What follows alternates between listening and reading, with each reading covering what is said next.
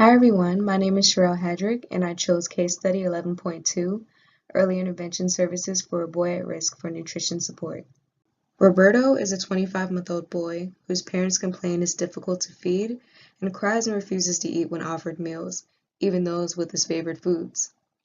After observing his feeding behaviors and evaluating his growth pattern and nutritional intake, an RDN and occupational therapist recognized his tendency to choke easily and ordered a swallowing study, which showed that Roberto was aspirating liquids within his lungs, making feeding difficult and unsafe. A gastrostomy was performed, leaving him to receive nutrients through a feeding tube. Within 6 months, he gained weight and showed progress in walking and speaking skills, and will return to mouth feeding when the aspiration is no longer a risk. Question 1. What are the indications that Roberto needed to have a swallowing study? One indication is that he was born at 30 weeks gestation, making him preterm and more susceptible to neuromuscular complications that could affect his ability to feed safely. Another indication is the RDN occupational therapist observation that Roberto chokes easily during feeding.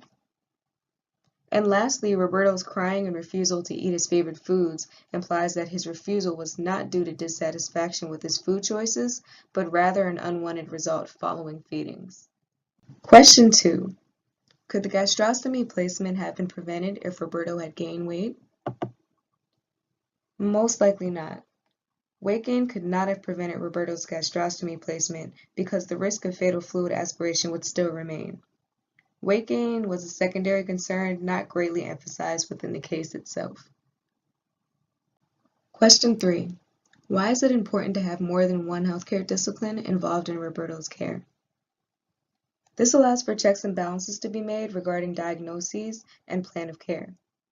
Each physician, RDN, occupational therapist, and speech therapist possess a specific set of skills and expertise that make their insight regarding Roberto's case unique and valuable.